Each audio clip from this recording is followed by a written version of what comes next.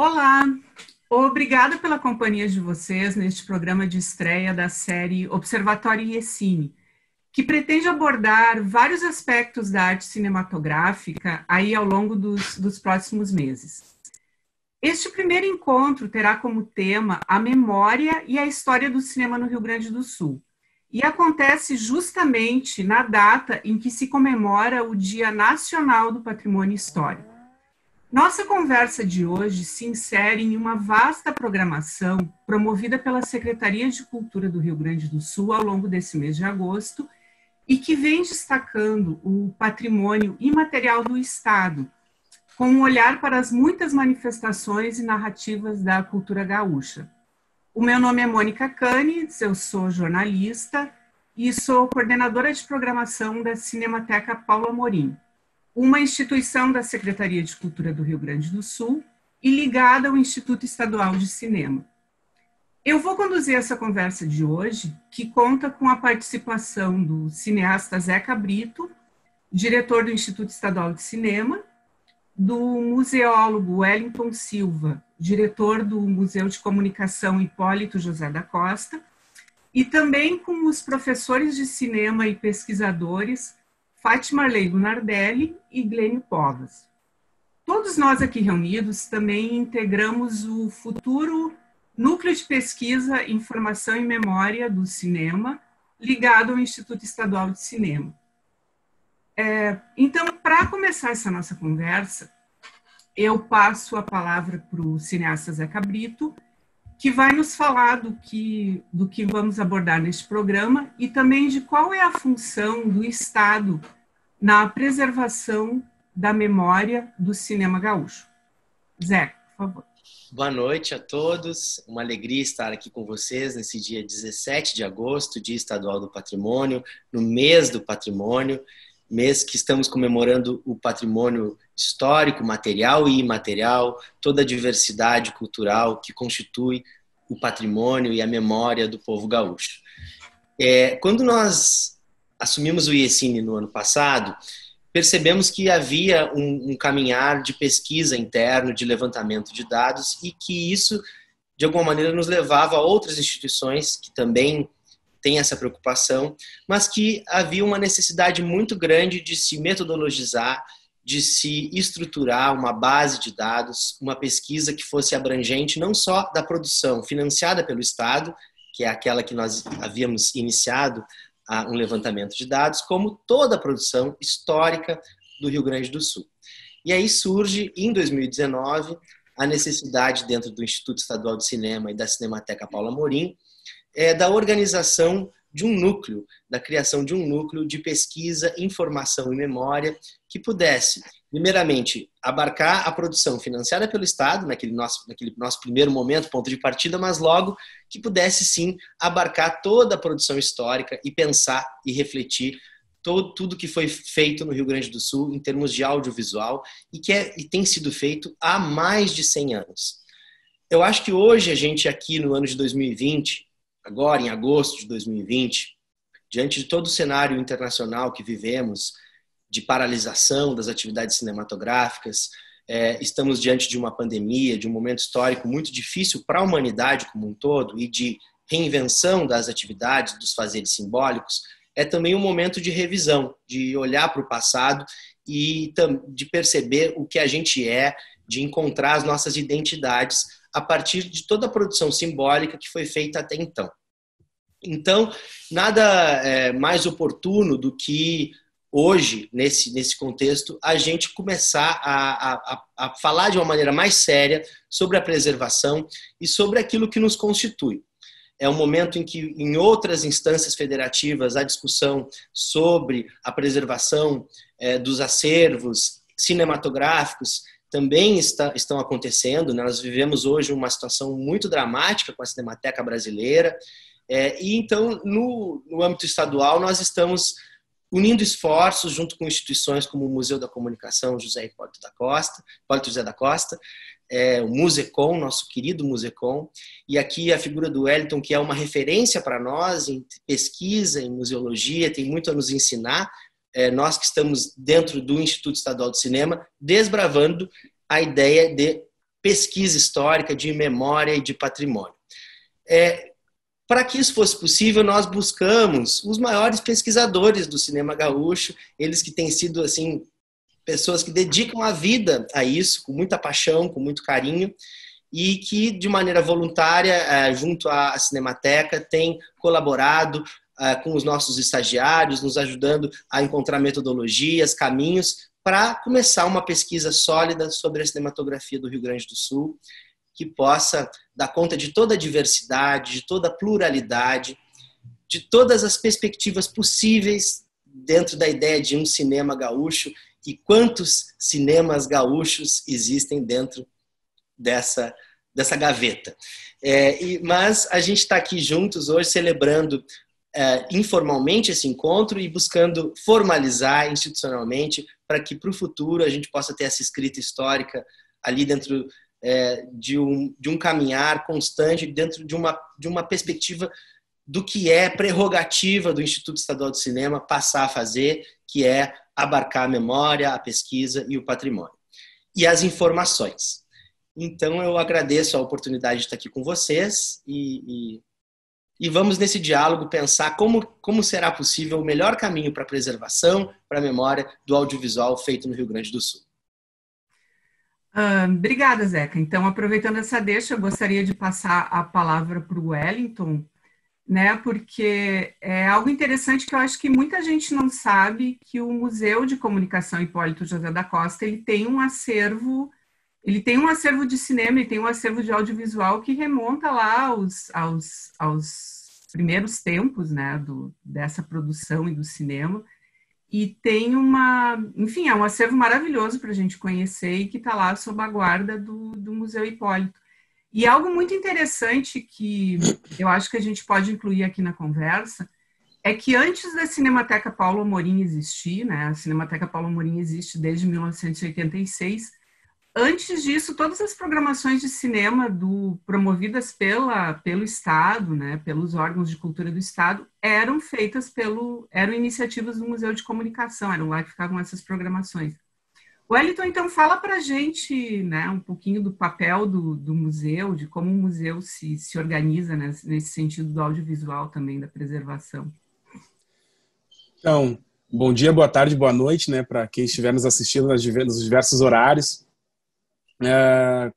Eu agradeço muito o convite para estar presente aqui e já há algum tempo, né, vim somando esforços, né, nesses debates que a gente vem travando e tentando construir ampliar e qualificar esse horizonte, né, criar uma metodologia como o Zeca muito bem apresentou e mencionou na sua fala.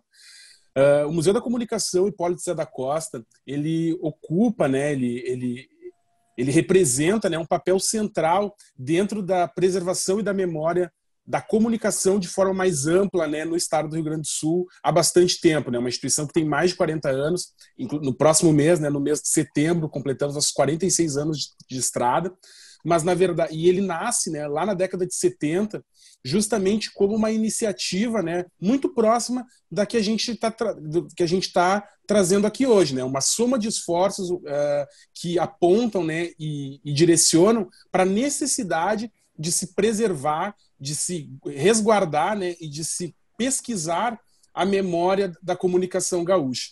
Ele nasce inicialmente, né, com uma preocupação muito voltada para a área dos periódicos, né, da imprensa escrita, né, basicamente fazendo um apanhado geral através de arquivos e verdadeiros depósitos que existiam em salas, né, do governo do estado. Ainda não existia a Secretaria de Estado da Cultura nesse momento, né, e logo a seguir ele já passa a assumir essa temática era tão importante e potente, né, e necessária numa linguagem de Estado, numa linguagem de política pública, que ele passa rapidamente a assumir uma série de outras prerrogativas que são muito importantes. Uma delas, como a Mônica destacou muito bem agora, é justamente de também trabalhar a interface audiovisual e do cinema no estado do Rio Grande do Sul.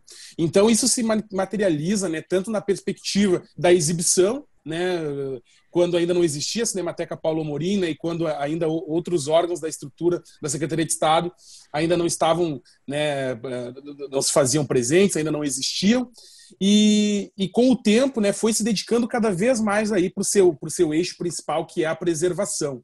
Como a Mônica destacou, então, além das coleções, né, de imprensa escrita que eu já havia mencionado, que foram um disparador lá do museu, as coleções de fotografia, de publicidade e propaganda, dos próprios tridimensionais, que esses sim dialogam muito com a área do cinema, né, com câmeras e uma série de outros materiais analógicos da prática de produção cinematográfica. O Musecom é guardião, né, em nome do Estado, atualmente, de uma coleção extremamente rica e potente, né, da produção audiovisual aqui do Estado. Basicamente, uma produção audiovisual que se concentra ali da década de 1940 até mais ou menos a década de 1980, essencialmente, né, com produções não ficcionais, né, documentários, registros, né, entre outras atividades, entre outras produções audiovisuais, assim, que são de produtoras e de produtores, né, muito importantes aqui no cenário do Estado, né, para fazer o gancho aqui da pesquisa do nosso colega e referência, e o Glênio, que vai falar a seguir, né. Nós temos material, por exemplo, do Salomão Scliar, né, preservado ali na memória do museu, né.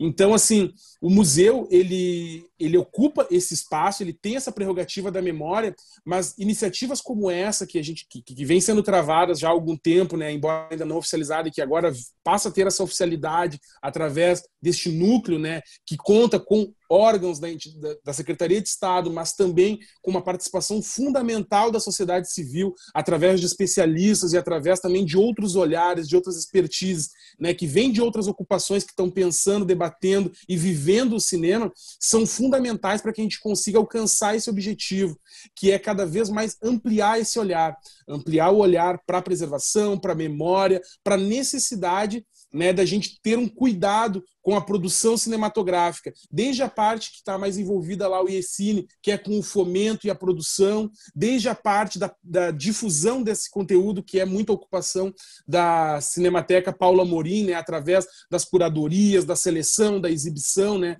para os vários públicos que ela atende diariamente, até a parte lá do Musecom, que faz a salvaguarda desse material. Mas esse ciclo só se completa quando a gente conta, né, com as expertises aí como da FAT, do Glênio, lá com o fomento, né, a pesquisa e a educação na área de cinema. E é aí que esse ciclo se completa. E um pouco desse núcleo, né, eu acho que ele é muito importante que a gente vá pensando e vá agregando cada vez mais instituições que queiram pensar e que já se dedicam, pessoas, né, unidades, para que a gente consiga ampliar essa malha dentro de uma lógica de Estado mesmo, de instâncias, para que cada vez mais a gente consiga, né, fazer trabalhos que tenham um impacto nesse cenário e também tenha mais contribuições para que seja um trabalho potente, né? Sozinho, infelizmente, a gente não vai a lugar nenhum e o trabalho se completa quando a gente, né, consegue um ajudar o outro. Então é um prazer enorme estar aqui celebrando com vocês essa data tão importante que é o Dia do Patrimônio, né?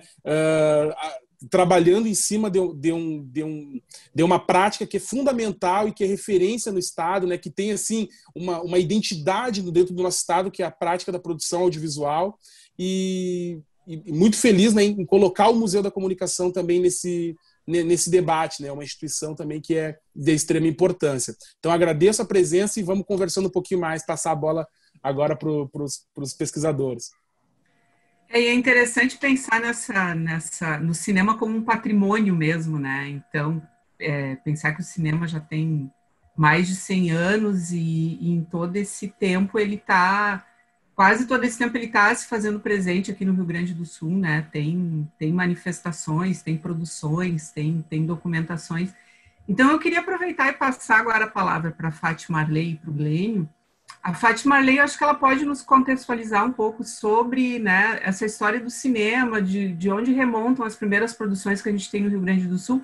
E depois o Glênio nos fala sobre toda essa pesquisa que ele já vem fazendo há muito tempo, né, de buscar título por título, de estar lá tudo documentado, que é justamente o nosso objetivo, né, com esse núcleo de reunir todas essas informações e colocar isso à disposição do público. Então, Fátima e Glênio, passo a palavra para vocês, depois a gente vai trocando mais umas figurinhas. Obrigada, Mônica.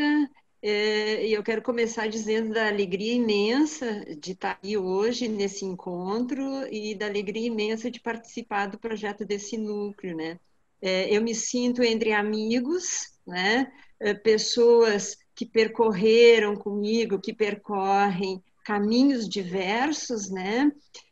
A Mônica da Assis, minha companheira jornalista, né? O Zeca, que nos cruzamos lá no curso de realização audiovisual da Unicinos, que foi meu aluno, né? O Wellington, mais recentemente, à frente aqui do Museu Hipólito, e o Glênio, que é meu amigo, acho, de toda a vida, sabe? Porque o Glênio, o Museu Hipólito aqui faz parte da nossa vida, né, Glênio? Fomos estagiários no Hipólito, conheci no Hipólito um grande pesquisador do cinema gaúcho, que foi o Antônio Jesus Faio, né, que fez as primeiras prospecções da história do cinema gaúcho, e aqui com o Glênio, que, sem a menor dúvida, é o pesquisador mais importante da história do cinema no Rio Grande do Sul, pelo trabalho sério de indexação que ele fez, né? Então, esse convite que o Zeca fez, nessa provocação, que é uma palavra muito em voga, né? Para a gente formar, enfim, pensar questões de memória do cinema e do audiovisual no Rio Grande do Sul, né? Ele é muito bem-vindo, muito estimulante, né? Eu não sou propriamente uma pesquisadora, eu diria estrito sensu, né? Aquela pessoa que dedica o seu trabalho à pesquisa unicamente, né? Mas eu tenho obras de pesquisa histórica do Rio Grande do Sul, tenho o livro da história do Clube de Cinema de Porto Alegre, tenho livros sobre a crítica de cinema em Porto Alegre nos anos 60, que foram pesquisas que eu basicamente desenvolvi frequentando o Museu Hipólito, pesquisando nos jornais, pesquisando no acervo do Clube de Cinema de Porto Alegre, no acervo do PF Gastal, que é um acervo que hoje está na PUC, né? Está depositado na PUC. Então, esse tema da memória, né? E hoje a gente está falando no Dia do Patrimônio Histórico, ele é fundamental. Eu posso falar da minha memória pessoal, né? E a gente, na medida em que o tempo passa, a gente também vai percebendo o quanto, né, a nossa vida ela está imbricada com os espaços públicos que nós frequentamos, as pessoas que nós encontramos, o que nós vivemos culturalmente, né? Se falava aqui agora do Museu Hipólito, que foi a primeira sala de exibição que depois deu, ali das sessões do Museu Hipólito, surgiu a nossa Cinemateca Paula Morim, né? E eu me lembro de ter visto no Hipólito filmes pela primeira vez na minha vida, filmes, uma mostra de cinema sueco. Eu tenho na minha memória física, afetiva, imaginária, a primeira sessão do Limite, do Mário Choto, que eu assisti no Hipólito. Então, isso para dizer, né, que a importância da gente preservar os espaços, os documentos, de preservar aqui, no nosso caso, o audiovisual, que a partir do surgimento do cinema em 1895, do cinematógrafo, né, do surgimento do cinematógrafo, a gente vai ter uma produção que vai se dar, né, uma documentação da vida social através das imagens em movimento, né? Então, que a gente preserve, tenha acesso a essas informações, a essa produção, seja em base documental ou ficcional, né? A gente ter acesso a um conhecimento que ele é importante no presente e ele nos assegura um futuro como sociedade, né? Eu acho que a gente não tem futuro se a gente não sabe da nossa própria história, que a gente possa dizer quem nós somos, né, como indivíduos, quem nós somos como grupo social, como sociedade, como país, né? Então, por isso tudo é muito importante. Me sinto assim num momento em que a gente está empenhado numa coisa que é importante, né? E aí eu já convido o Glênio para lembrar de que a gente já tentou outra ocasião fazer uma filmografia do cinema gaúcho, né, Glênio? Lá nos anos 90, a gente teve uma iniciativa lá junto ao Centro de Pesquisadores do Cinema Brasileiro. Então, a necessidade de um banco de dados que dimensione, né, qual é a nossa produção no Rio Grande do Sul, me parece que é uma tarefa que ela está por ser feita, né? E eu acho que é nisso que a gente tem trabalhado já, né? Eu e o Glênio, a gente já está há algum tempo, junto com os estagiários agora do IECine, também fazendo isso, né? E aí eu queria passar para ti, Glênio, para falar um pouquinho, né, dessa história, dessa indexação que tu mesmo já tens tão preciosa do cinema no Rio Grande do Sul. Certo, obrigado. Bom, também, como a Fati falou, para mim é um prazer estar aqui com vocês, entre amigos. Eu fiquei super feliz com esse convite do IECine, através do Zeca Brito e da Fati, para integrar esse núcleo de pesquisa e colocar na roda, né, essa pesquisa que eu venho fazendo já há bastante tempo. Até eu selecionei aqui algumas coisas só para relembrar, né, esse trabalho que tem uma história já antiga com o IECine, né, porque em 2000 a gente produziu esse primeiro catálogo, né, que reunia a produção mais recente do cinema gaúcho.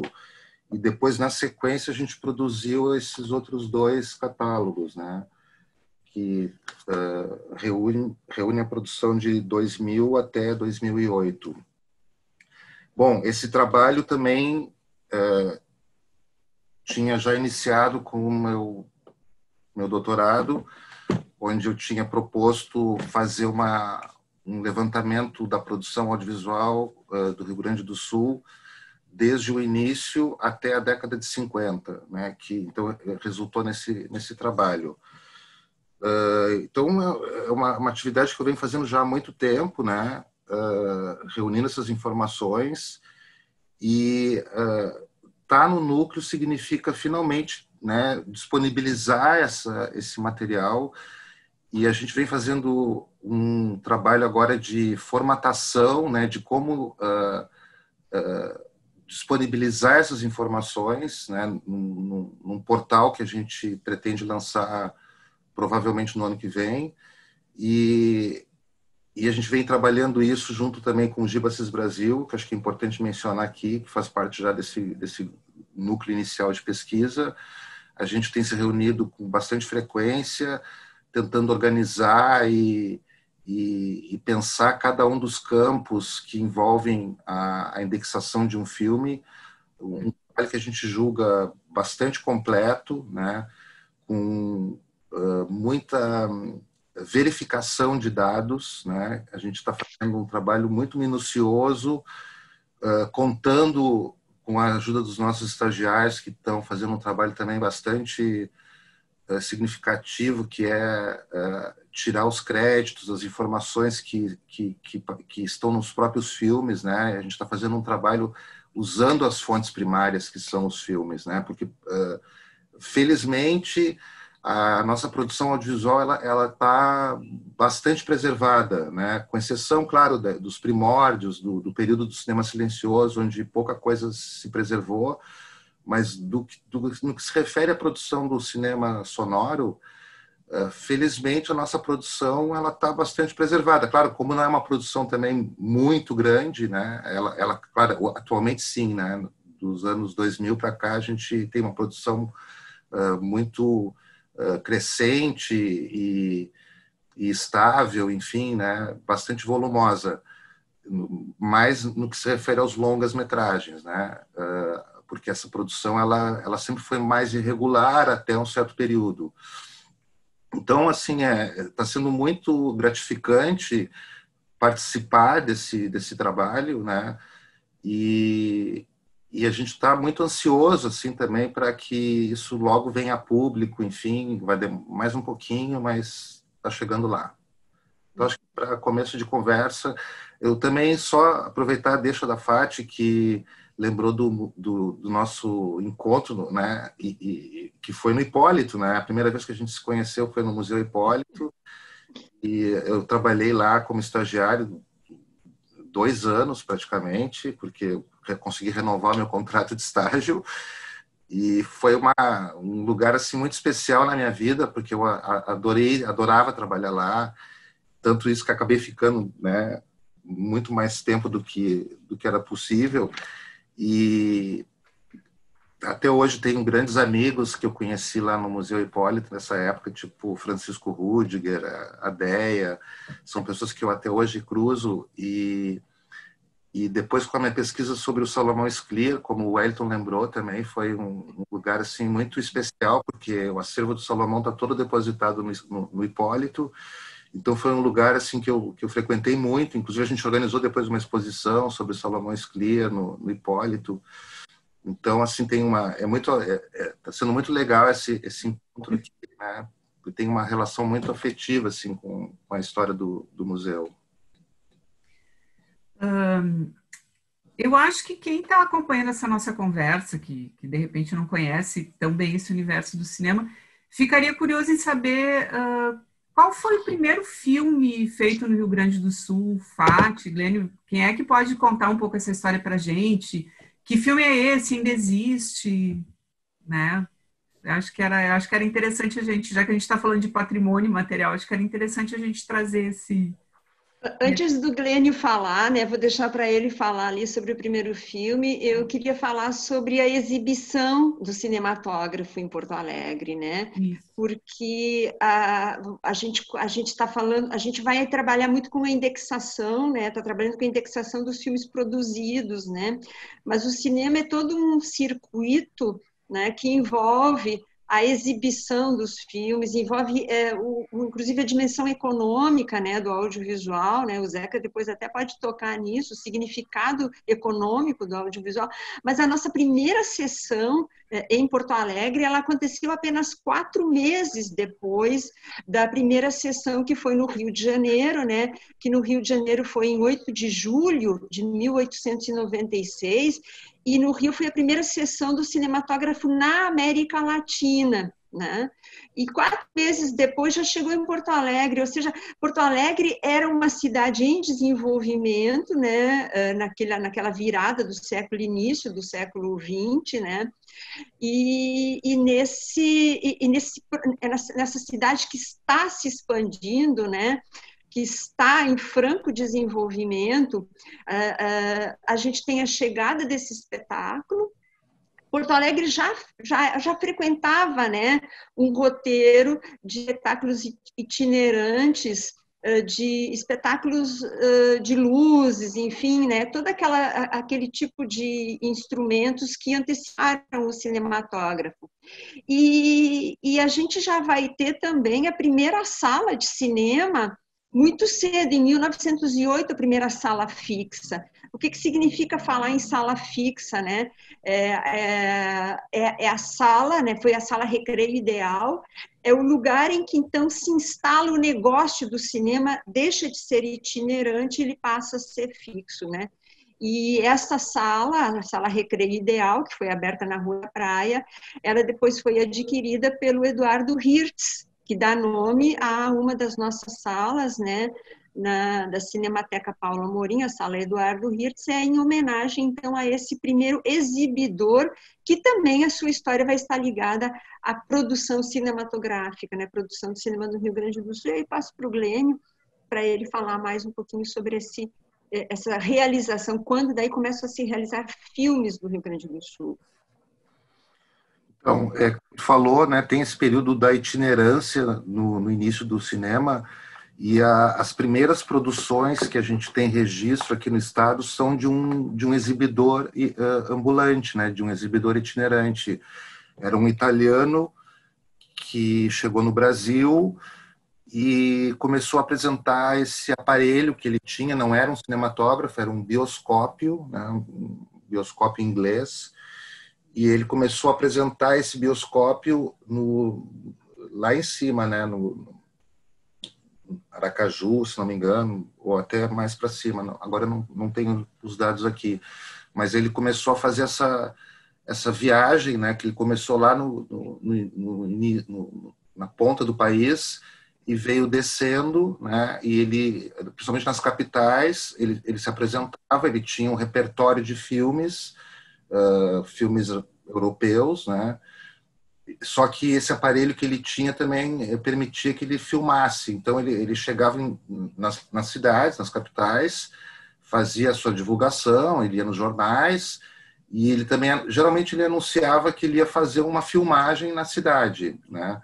Isso também era divulgado pelos jornais. Então, ele fez isso em Curitiba, por exemplo, né, em várias cidades. E quando ele chega no Rio Grande do Sul, primeiro ele se apresenta em Rio Grande, né, porque isso era tradicional, por conta as viagens eram feitas basicamente de navio, né, e pelo fato de Rio Grande ser uma cidade portuária, era muito normal isso, até muitas companhias teatrais, por exemplo, se apresentavam primeiro em Rio Grande, depois em Pelotas e depois em Porto Alegre, né? Porque era o itinerário que os barcos faziam, né?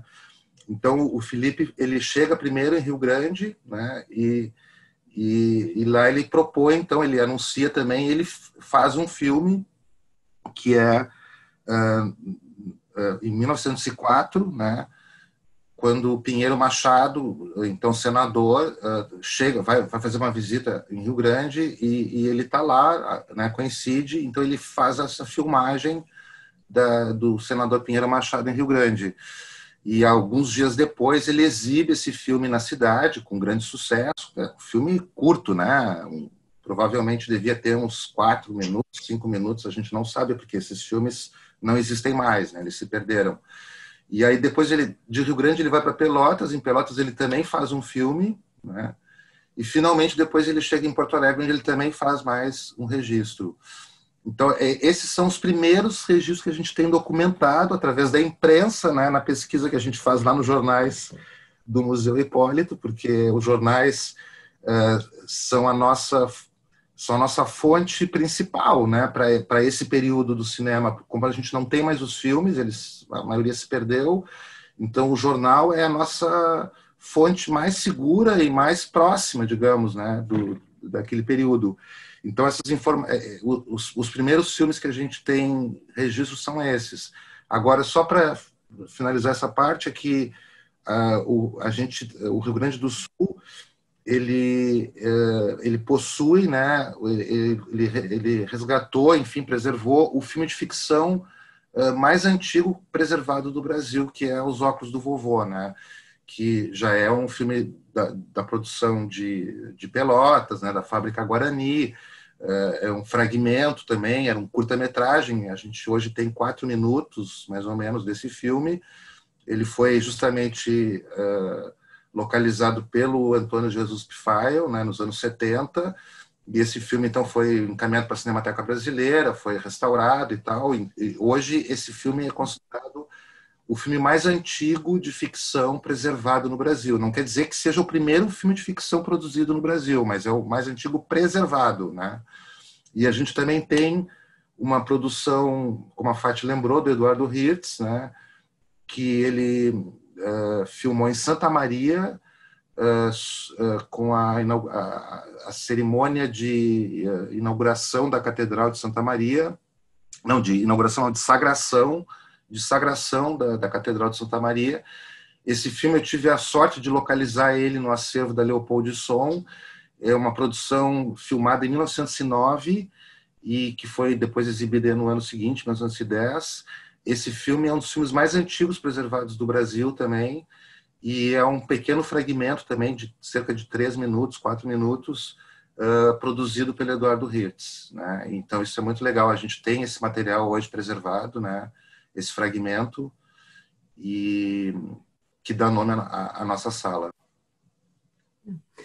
Wellington, uma curiosidade, o que tem de material audiovisual, o que tem de mais antigo ali no Museu Hipólito, dentro do acervo?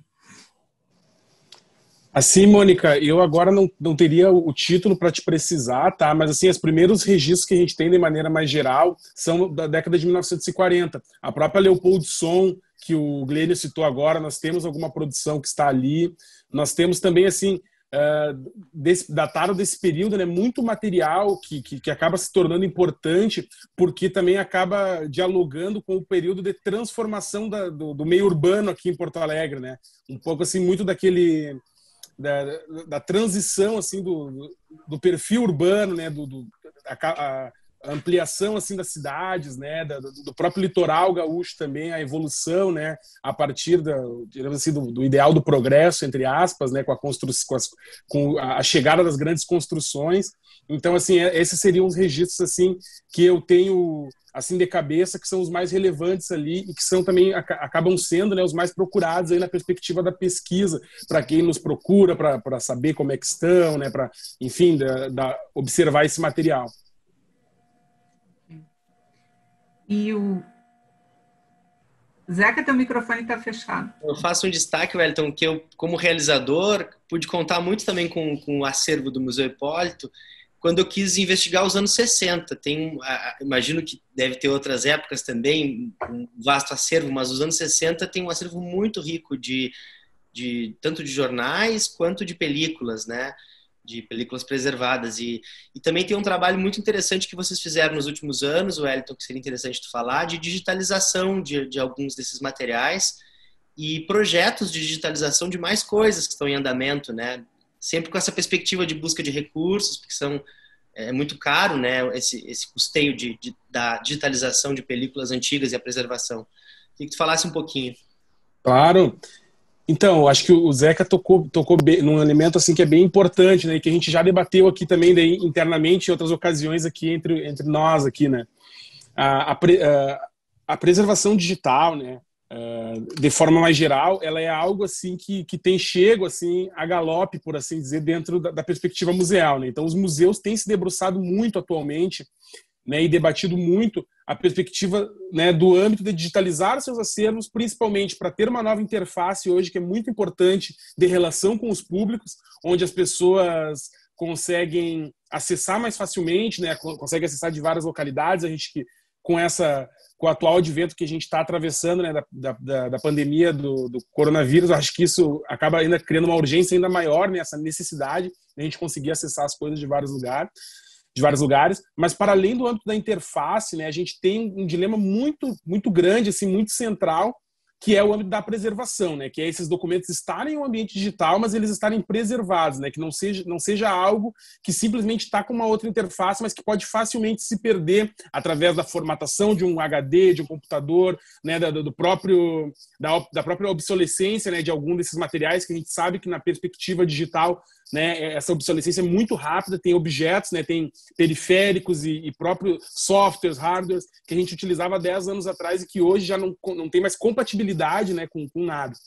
Então, assim, dentro dos museus como um todo a gente debate isso, tá? Assim, é um debate bem comum, mas assim, na área específica do cinema, como o audiovisual, né, ele acaba não sendo, né, um acervo que está assim, popularizado dentro de vários museus. Existem vários museus, cinematecas, né, e centros de documentação e preservação que trabalham com isso no Brasil e internacionalmente, mas acaba não sendo a maioria, né, numa realidade de milhares de museus que nós temos no Brasil. Acaba assim que esse debate acaba sendo disparado por grupos, né, essa parte da preservação na área do cinema, muito como o que a gente está construindo aqui, grupos que são mais voltados à área da cinematografia. Então, assim, no âmbito do cinema, a gente tem um elemento que é muito importante da gente ponderar, né, da gente refletir, que é sobre o modo de fazer cinema. Não é apenas ter o material ali disponível digitalmente para ser acessado, né? A gente, então, nós, enquanto uma unidade de preservação em cinema, não nos preocupamos apenas, né, em ter a versão desse filme digitalizada para a gente dar 2 cliques e conseguir abrir e visualizá-lo, mas sim entender como esse filme foi montado.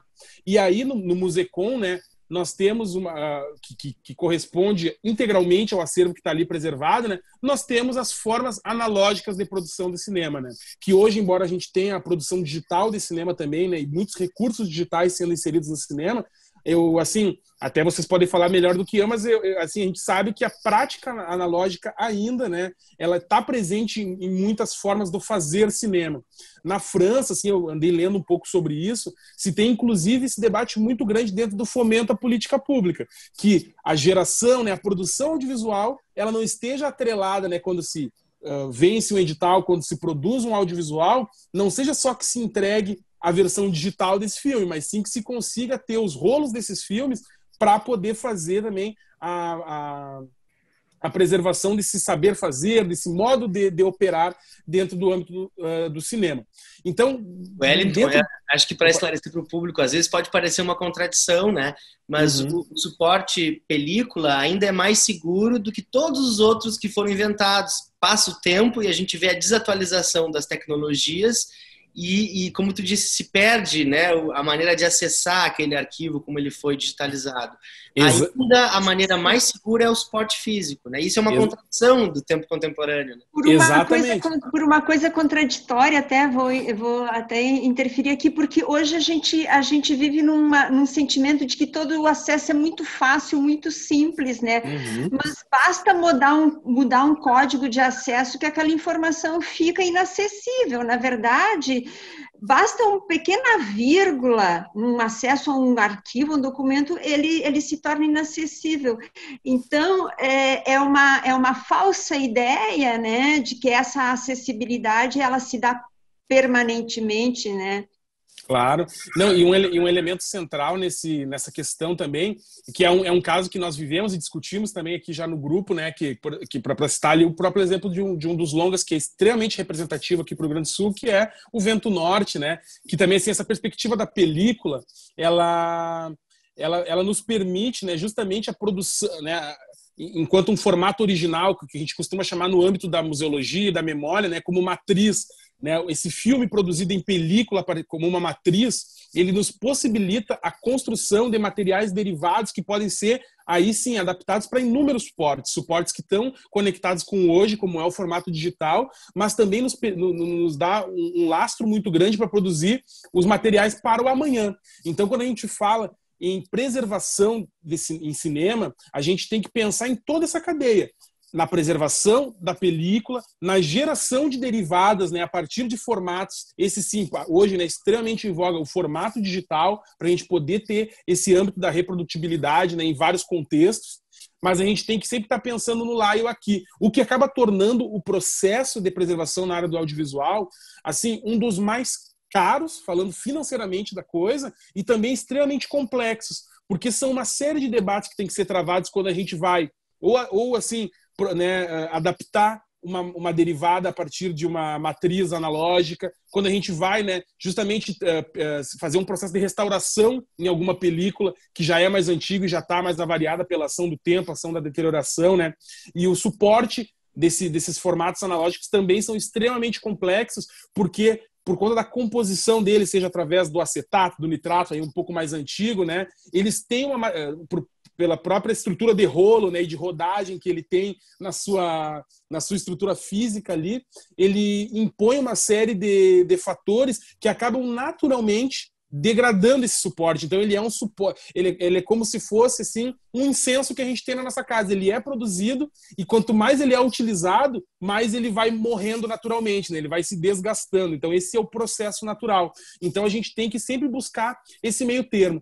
Para citar um dos exemplos ali desenvolvidos pelo Musecom, né, que o Zeca colocou no início, no ano de 2018, né, na verdade foi a conclusão, né, dessa primeira etapa do projeto como um todo, mas assim um projeto que vem lá, que é anterior, né, o Musecom conseguiu construir junto com uma parceria com a Caixa Econômica Federal, né, que foi fundamental através de uma linha de fomento específico para a preservação, a captação através de um edital onde né, se construiu assim era um projeto que circulou assim nas cifras de mais de 300 mil reais, onde se conseguiu restaurar, né, películas que estavam preservadas ali, essencialmente assim da produtora Tomazoni, da Wilkins Filmes, assim, esses são, grosso modo, né, 23 longas metragens, 23 né, curtas e produções assim, de diferentes formatos, né,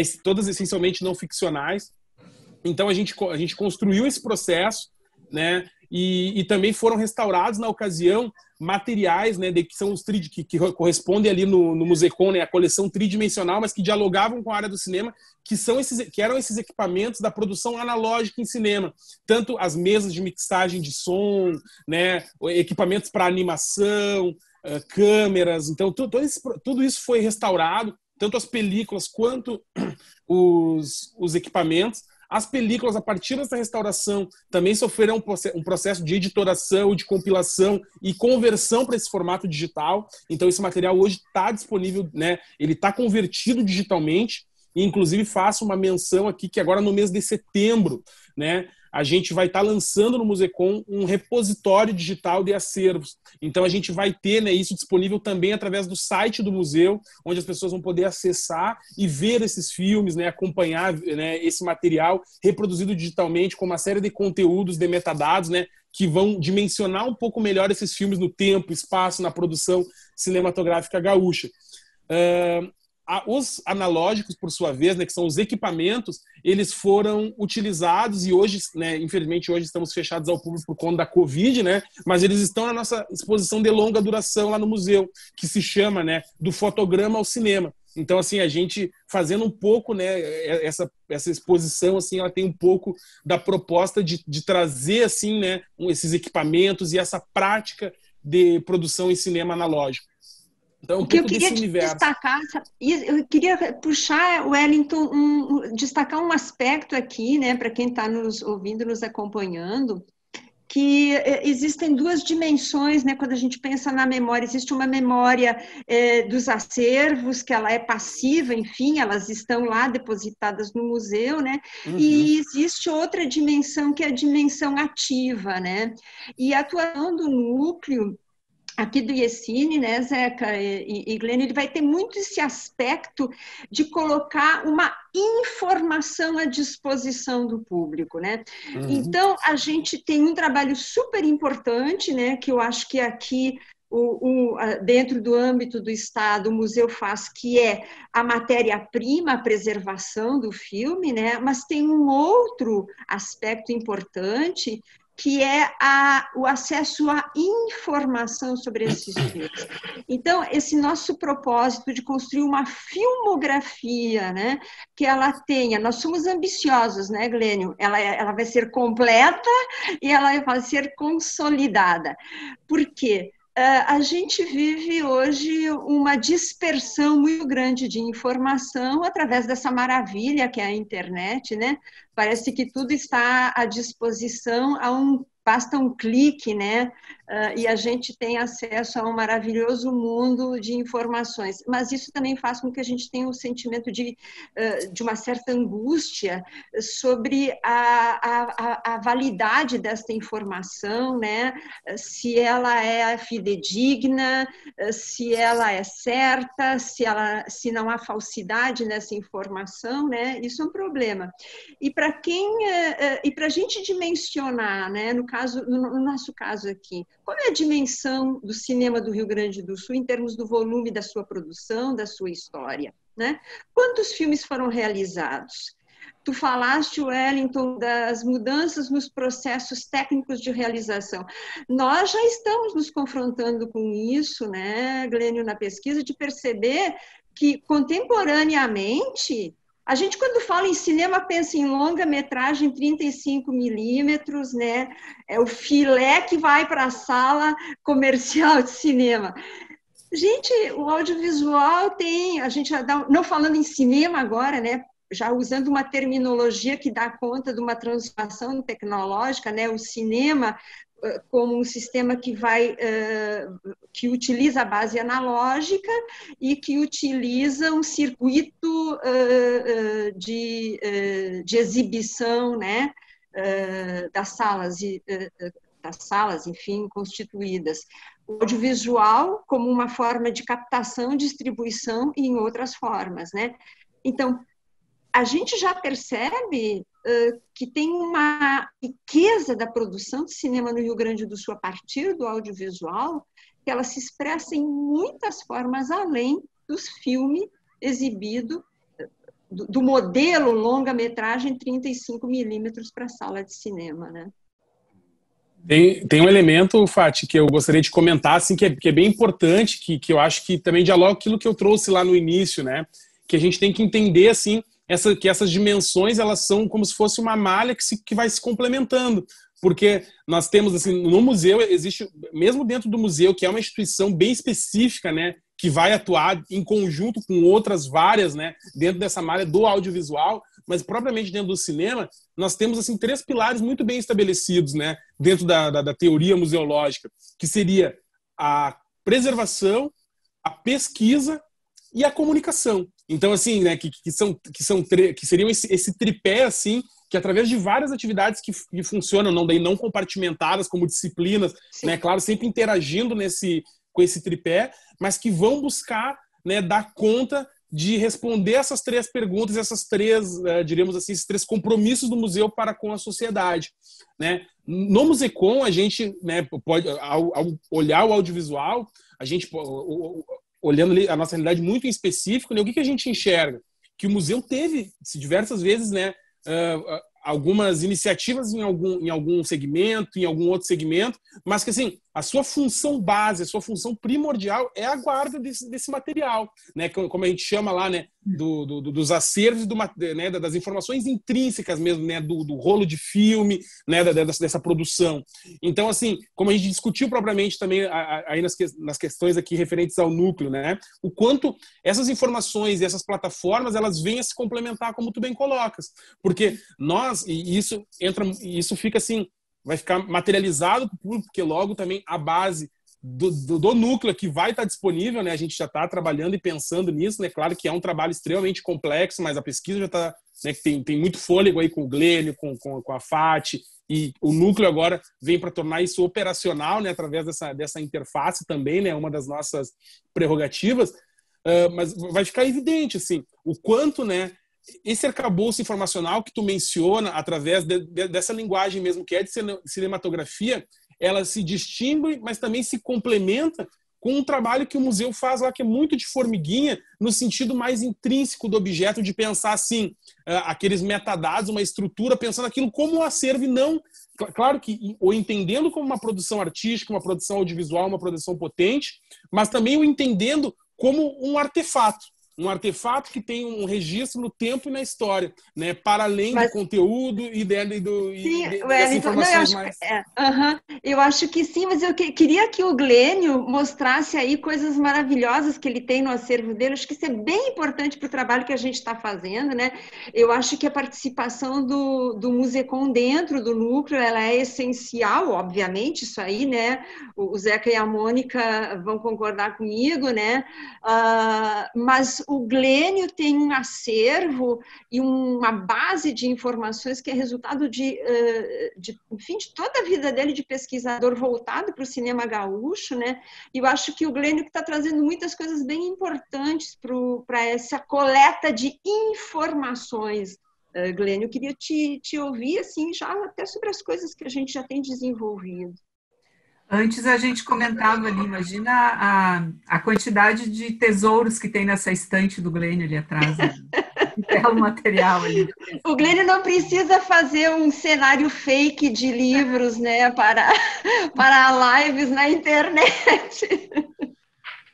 Então, gente, não, quando a gente começou esse projeto, quando o Zeca nos chamou, a proposta foi que a gente iniciasse um trabalho de indexação dos longas-metragens, né? Porque como a produção ela é bastante volumosa, a gente pensou em trabalhar em etapas, porque não teria como abraçar tudo, né, num primeiro momento. Então a gente concentrou a pesquisa, a gente vem trabalhando há 1 ano mais ou menos, em cima do longa-metragem, certo? E nessa altura a gente já indexou 507 filmes, né? 507 longas-metragens produzidos aqui no estado. Aí a gente também trabalhou com uma amplitude no conceito de longa, como a Fati colocou, quer dizer, não dá mais para pensar hoje o longa só como o 35 milímetros, né? Então a gente está considerando várias categorias, né? Como, por exemplo, o DVD, ou uma produção até doméstica, enfim, desde que cumpra alguns requisitos, características que permitam indexar esse filme como uma produção gaúcha ou de longa-metragem, a gente conseguiu, então, já chegar nesse número. Agora, mais recentemente também, até por conta da metodologia da nossa pesquisa também, a gente foi obrigado a fazer um levantamento também da produção de média-metragem e chegamos num número de em torno de 116 filmes, né? Então, a gente tem entre longas e médios atualmente registrados 623 filmes. E aí, bom, a produção de curtas ela não está contabilizada ainda, mas ela deve provavelmente chegar perto dos 1.000 títulos, né? E aí a gente tem também toda uma outra produção de cinejornais, bastante grande também, né? Principalmente vindo da Leopoldson, que totaliza aí algo em torno de 400 números, 400 edições, né, de cinejornais. Então, quer dizer, é um volume muito grande, né, que a gente pretende trabalhar isso em etapas, né, num primeiro momento, como eu disse, então, longa, e depois... Esses dias eu conversando com um realizador, ele me disse assim, mas eu nasci fora do Brasil, vim morar aqui, e eu vou fazer meu filme é sobre lá o meu país, mas eu vou filmar aqui na minha cidade, no interior do Rio Grande do Sul, mas a história se passa lá e eu vou filmar aqui. Será que esse meu filme é gaúcho? E aí eu queria que tu falasse um pouco sobre as perguntas e sobre o que que gaveta é essa e quanta gente cabe aí dentro. A gente tem discutido muito isso, eu e a Fati, o Giba, mas contigo também, inclusive, né? Eu acho assim que a ideia é cada vez eliminar mais as fronteiras, né?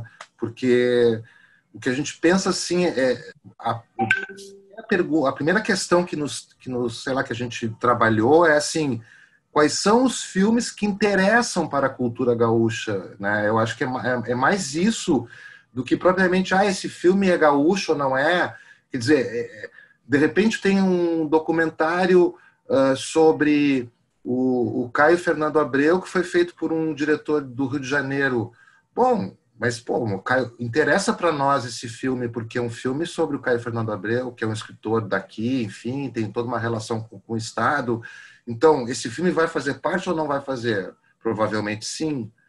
Né? Então, a gente, claro, vai trabalhar aí considerando um filme como um filme não gaúcho, mas isso talvez não seja o mais importante, né? O mais importante é tentar trabalhar a filmografia a partir dos temas, né? Quais são os temas que dizem respeito a essa cultura, que interessam para um pesquisador, para um cineasta.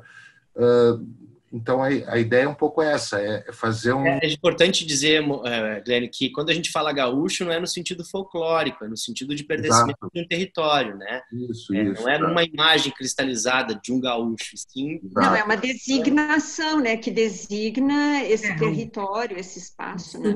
O sul rio-grandense, né? Sul rio-grandense, pode ser. Mas é muito porque as pessoas, a gente quer quebrar com essa ideia do estereótipo, justamente porque o que a gente quer mostrar é que a diversidade é o cinema gaúcho. O cinema gaúcho é esse todo, esse pertencimento do todo. Por exemplo, eu estava agora também com a pesquisa em evolução, né? Por exemplo, indexando os filmes, aquele episódio que todo mundo conhece aqui no Sul, que é o episódio dos Mooker, né? Que é um episódio super da história do Rio Grande do Sul e tal. Existem 2 longas-metragens sobre esse episódio. Os 2 filmes foram feitos por cineastas não gaúchos.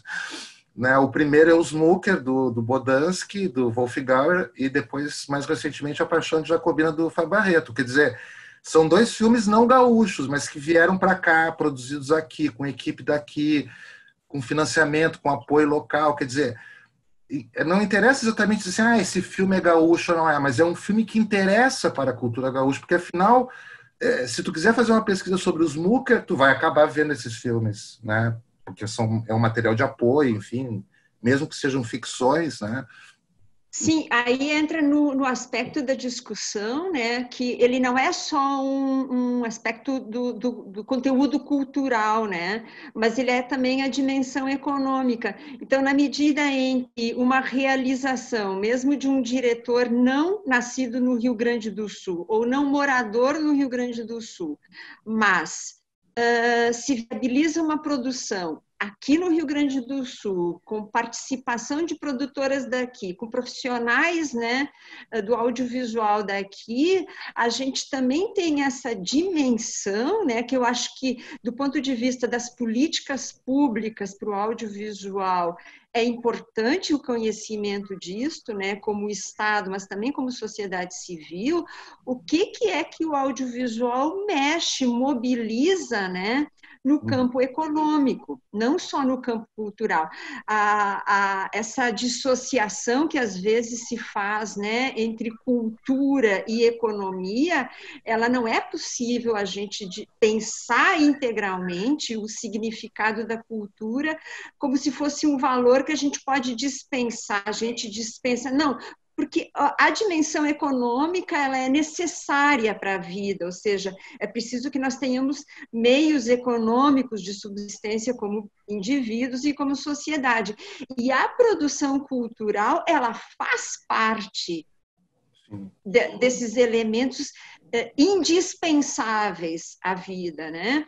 Então, me parece, né, do ponto de vista do IECine, Zeca, é preciso o valor de um banco de dados, né? Ele tem também esse fator de pensar para que áreas que é preciso olhar do ponto de vista da economia do audiovisual. Sim. Exatamente, eu me lembro que quando teve aqui, nos anos 80, foram produzidos 2 longas, produção carioca, basicamente, né, que foi Sonho Sem Fim e Noite, e foram filmes produzidos, filmados aqui no estado, né, e eu me lembro que esses filmes mobilizaram aqui a comunidade audiovisual da época. Todo mundo queria trabalhar nesses filmes, porque não tinha muita produção acontecendo, aí de repente vem alguém filmar uma produção grande, com um tema ligado à cultura gaúcha, né? Um filme era baseado numa obra do Érico Veríssimo e o outro era em cima da história do Eduardo Abelim. Quer dizer, isso aí foi uma coisa assim que foi uma revolução na época, né? Reunir essas pessoas, todo mundo trabalhou, papapá. Se tu pega hoje a ficha técnica, tem um monte de gente envolvida, né? Gaúchos, enfim. Então, acho que não tem mais sentido a gente criar essas fronteiras, né? Acho que a ideia hoje é justamente eliminar essas fronteiras. Bom, meus amigos, eu acho que a conversa já passou de 1 hora, né? Eu acho que já nos estendemos bastante. Enfim, são muitas histórias maravilhosas, né? Que a gente tá levantando e pensando justamente nesse Dia do Patrimônio. O cinema é um patrimônio audiovisual, é um patrimônio muito importante para a gente. E acho que aqui eu já posso, né, prometer, assim, da minha parte, né, Zeca, da Cinemateca Paulo Amorim do IECine, de que muito do que a gente conversou aqui, daqui a pouco vai virar tema de mostra, de debate na Cinemateca Paulo Amorim, né? A nossa ideia é, quando os cinemas reabrirem, ter uma proposta de programação que converse o tempo todo com o núcleo, e a gente vai estar lá resgatando esses filmes e contando essas histórias e promovendo debates. A gente queria agradecer muito a participação de vocês aqui, agradecer a quem está nos assistindo, né, nesse Dia do Patrimônio, dentro dessa programação. Antes do encerramento, só dar um recado. Os realizadores que estiverem nos assistindo, em breve nós estaremos buscando os filmes ainda não catalogados, ainda não indexados, então que todos colaborem com essa pesquisa, que ela é patrimônio do Estado do Rio Grande do Sul. Ok. Então, só lembrando então, que esse primeiro programa da série Observatório IECine está dentro da programação do Dia do Patrimônio, promovido pela Secretaria da Cultura do Estado. Então, assim, agora, para encerrar, eu passo a palavra de novo para o Zeca, se você quiser dar um fechamento, enfim, algo... Agradecer, Mônica, pela iniciativa da Cinemateca de trazer esse debate, por ter abraçado inicialmente o núcleo, agora ele vai se institucionalizar no IECine, mas ele nasceu ali na Cinemateca. Então, agradecer toda a Cinemateca Paulo Amorim, que vai nos ajudar também a tornar visível toda essa pesquisa, né, no ano que vem, não só na sua sala, mas no ambiente digital. Te parabenizar também pela pesquisa que tu tens feito, Mônica, ofertando curtas-metragens gaúchos ali nas nossas redes sociais, filmes fazendo uma espécie de curadoria e apontando para o público que a nossa produção existe, ela precisa ser assistida. E convidar os realizadores, então, a integrarem o núcleo com as suas produções, a confiarem nos nossos estagiários, nos nossos professores aqui, que a gente tem um trabalho longo ainda pela frente, mas ele é para todos. Ok. Gente, muito obrigada e até o próximo Observatório IESIM. Obrigado, valeu. Obrigada, foi ótimo. Valeu.